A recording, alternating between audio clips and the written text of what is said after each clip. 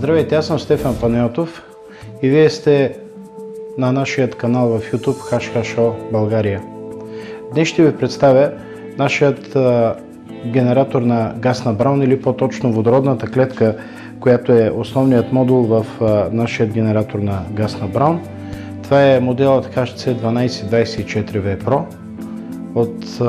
Ето тук виждате генератора в сглобения си вид с всички компоненти. В момента ние ще говорим за ето тази водородна клетка.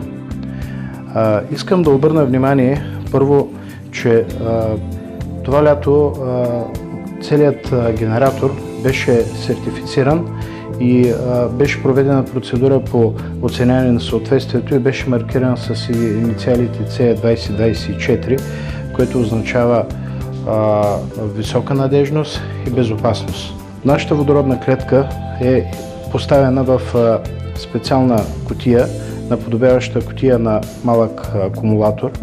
Тя е с размери ширина 17 см и половина, дължина 19 и височина около 22 см. Ето тук виждаме, това са двете клеми, където се подава напрежение от нашия регулатор. Това е положителната, това е отрицателната клема. Може би забелязахте, че кабелните обувки, които се поставят и с които се подава напрежение към клемите, се затягат с бронзови гайки. Това се прави с цел по-добър контакт и по-малко греене. Интересното, също новото интересно решение, което сме взели при тази клетка, последната и модификация, това са двата щуцера. Това е щуцера, при който се отвежда произведеният HHO газ или газ на Браун, както по-правилно би трябвало да се нарича. А това е щуцерът, в който се връща обратната вода от разширителния съд. Може би ви прави впечатление, че този щуцер, който е за обратната вода, е разположен хоризонтално. Това е направено с цел да може да се постигне по-малка височина на разширителния съд. Ето тук много добре се вижда как са разположени водния филтър и самата клетка. Хоризонталното разположение на щуцера на обратната вода ни позволява да разположим клетката и бубляра в денивелация от порядъка на дори до 35 см. Което всъщност е изключително важно, тъй като обикновено багажниците на автомобилите са с височина от порядъка на около 40 до 45 см. Кое е също така изключително интересното и което няма да го видите при никоя друга клетка? Обемът на водата или по-скоро на електролита, в който се извършва процеса електролиза. Нашата водородна клетка има вместимост около 4 литра и 200-300 грама. Как се контролира какво количество да налеем в клетката готов електролит? За целта имаме електронен нивомер. Този електронен нивомер има датчик, който регистрира височината на електролита вътре в клетката и съответно с зеления и червения сигнал показва. Червеният сигнал показва минимум, зеленият сигнал показва максимум. Как практически се ползва и как се работи с този нивомер? При монтажа на самата клетка плюса се захранва по такъв начин, че на първи контакт, или както по-популярно да се нарича полуконтакт, да се подаде напрежение към клетката и да се захрани евентуално и нивомера. Фактически тогава се затваря виргата и нивомера ни показва какво е нивото на електролит вътре в клетката. В случай, че свети червеният светодиод, това означава минимум. Тогава на 100% ние трябва спешно да долеем чиста дистилирана вода. Отваряме вентила, който е обозначен с вода. Това е мястото, откъдето ние доливаме фактически вода и започваме да доливаме внимателно дистилирана вода до момента, до който светне зеленият светодиод. В В момента, в който светне зеленият светодиод, количество е достатъчно. Искам да обърна внимание на бъдещите ни клиенти, а и настоящи. Да не се притесняват в случай, че подадат контакт, за да проверят нивото и не свети нито една, нито зеления, нито червения светодиод.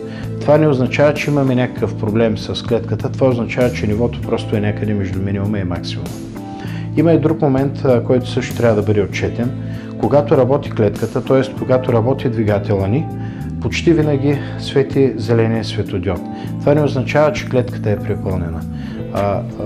Зеленият светодиод светва, тъй като нивото на електролита в преносен смисъл се покачва. Т.е.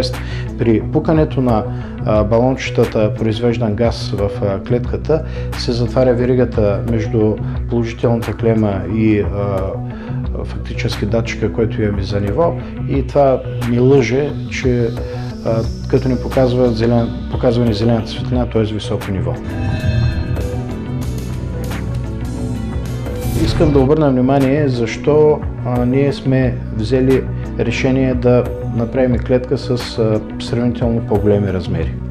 На пръв поглед това е сравнително голям размер, но той ни дава една сигурност при работата на клетката и газът, който се произвежда в нея, е с изключително добри качества. Големият обем вода позволява на пластините по време на процеса на електролиза те да бъдат охлаждани. Освен това, по-големия обем вода, в който в буквалния смисъл на думата плуват нашите електроди, позволява в момента, в който се отдели балончето с браунов газ, то веднага да бъде заместено с по-голямо количество вода и отново да бъде произведена следващата порция браунов газ. Това е едно голямо достоинство, защото при всичките така наречени сухи клетки това е абсолютно голям проблем. Тази конструкция с потопени електроди в много електролит ни позволява ползването в по-продължително време на по-високи амперажи. Защото, както вече казах, има възможност да постъпва повече електролит и по този начин да се произвежда по-качествен и в по-голямо количество газ на Браун. Какви са работните режими на клетката?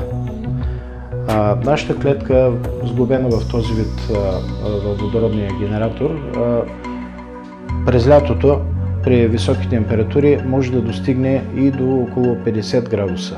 Но това ни пречи, защото парни фракции започват да се получават някъде над 60 градуса и тогава наистина бихме имали проблем.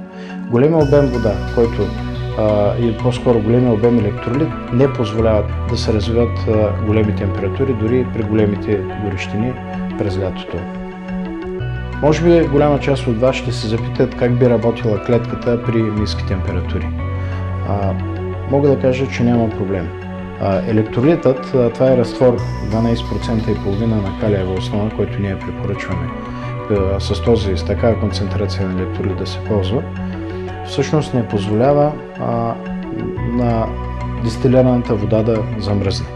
Ние сме правили експерименти на минус 25 градуса, сме поставили електролит и получава се нещо като рядко фрапе, буквалния смисъл на думата, т.е. получава се леко сгъстяване, но сами разбирате, че температури от порядъка на минус 25 градуса са твърде екстремални и реално автомобилите трудно биха работили и се движили при такива температури.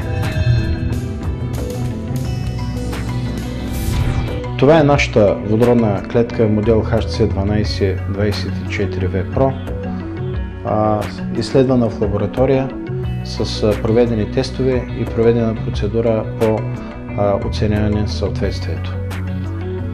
Гордеем се с това, което ние сме постигнали и спокойно можем да препоръчаме на всичките ни клиенти да ползват нашите генератори, ако искат да получат добра икономия и автомобилите им да работят добре и надежно.